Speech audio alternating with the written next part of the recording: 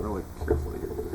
And we've cut away a little bit so you can see internally what's going on. Normally you can see it right there, but it's a little hazy. You can't clearly see it, right? So I'll make it crystal frickin' clear so you can see what's going on here, right? This should not be difficult.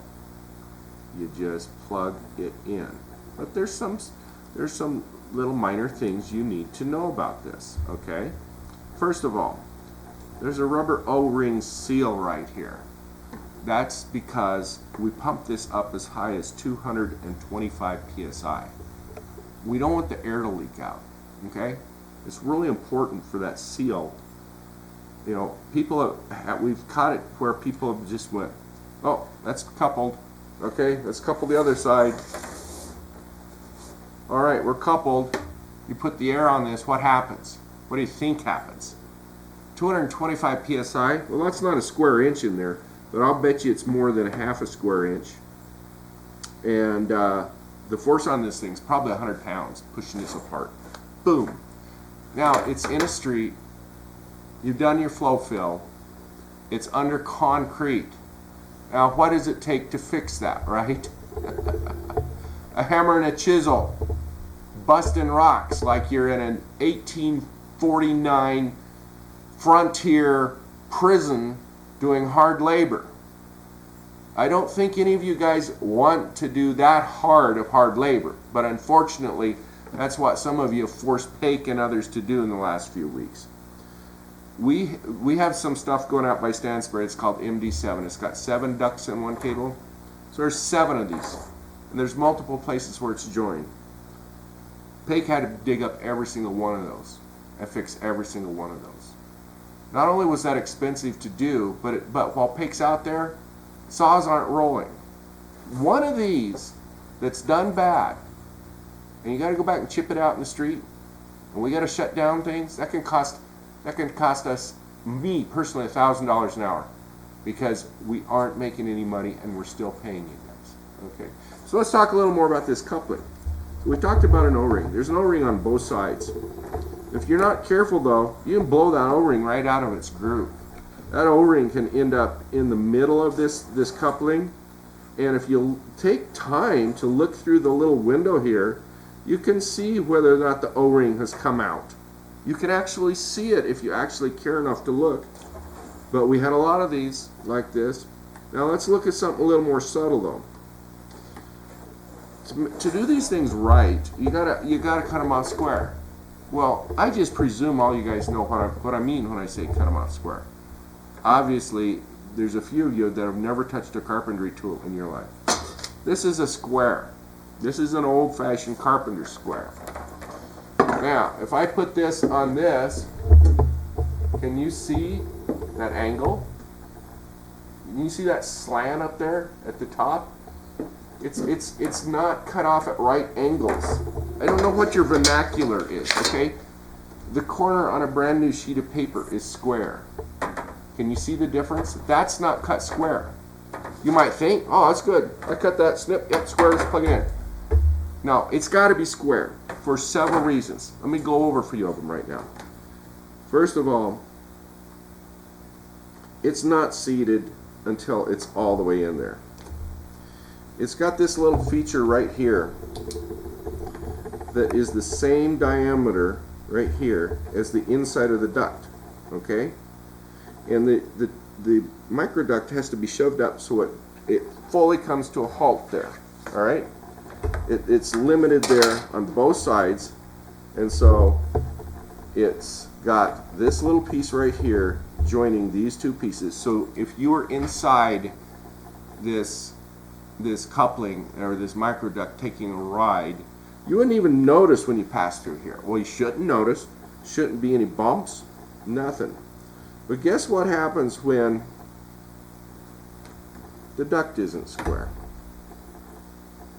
See if I can get this back in here. I'm going to cut this off a little shorter so it's easier to handle. Now, I'm not cutting it off the right way. You really should use a duct cutter, because duct cutters, if carefully used, will cut it much more square than you can by hand. So use the proper tool. Can you see right here?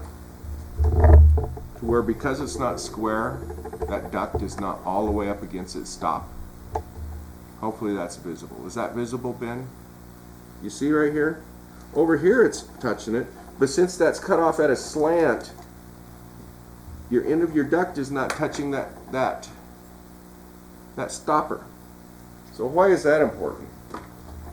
Well, somebody should figure this out, but we're shooting this duct down there like 400 feet per minute, right? So that's, that's 20 miles an hour or so. All right, we're shooting this cable down through there, all right? When this cable comes to this coupling, it's going to snag on anything it possibly can. It's gonna catch on that little thing, especially if you haven't plugged it in far enough. See, it's hitting that. So it's come, stops. Well, guess what? Guess what happens when they do that? Yeah, the hammer and the chisel comes out, and we spend hours and hours and hours chipping out concrete so we can get down in there and say, oh, that's where the cable stopped. Golly. Oh, gee, I guess we should have just pushed it all the way together. Or I guess we should have cut it off square. Or I guess we should never have coupled that cable in the hole and on a corner. Because even if it's cut off square, there's places it's going to snag if it's on a corner. Because you see, when it's on a corner, that cable's not coming out in the center of that coupling. That cable's riding the roof of this as it's making the corner.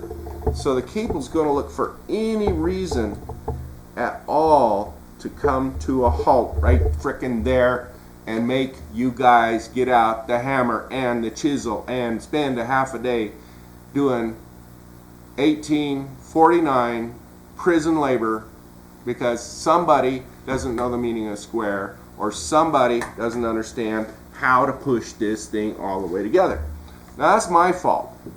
My fault for assuming you can just look at this and see how it works. Well, I make that assumption all the time, and I apologize. But to me, it's simple. Now, if you couple this like on the way, like the hole out in the streets out here, okay, and you put the coupling down here on a straight spot, or you put it over here before it makes the corner over to the side, right? You put it over here. Guess what? When the cable comes shooting down here, it's at least maybe rocketing through the core because it's smaller than the inside of the duct, right? So when it shoots through here, there's a good chance it's not going to be rubbing against the side. It might be, and it probably will be, but not as hard. If it's shooting through a corner coupling, it's forced to ride the corner. And even if it's cut square, and that's a pretty square cut up there, it's still snagging right there. Even though that duct is fully touching that ring, that cable is getting stuck right there. So break out your sledgehammers and your pickaxes. When we find these, we're going to dress you up in stripy suits, I think. Maybe out there, bang, bang. Maybe chain your ankles together. I don't know, guys. This one thing has cost me probably $25,000 in the last month due to work stoppages and redoing work that we'd already done. Now, admittedly, we had this one guy that was probably responsible for over 90% of that crap, right? But I just like, okay, you've got a YouTube, you've got a written document somewhere that talks about some of this stuff. You've been told in person. I don't know how much more training I can give you about a little thing here that you just go, all right? So what's the rules, right? Cut it off square. That means 90-degree right angle.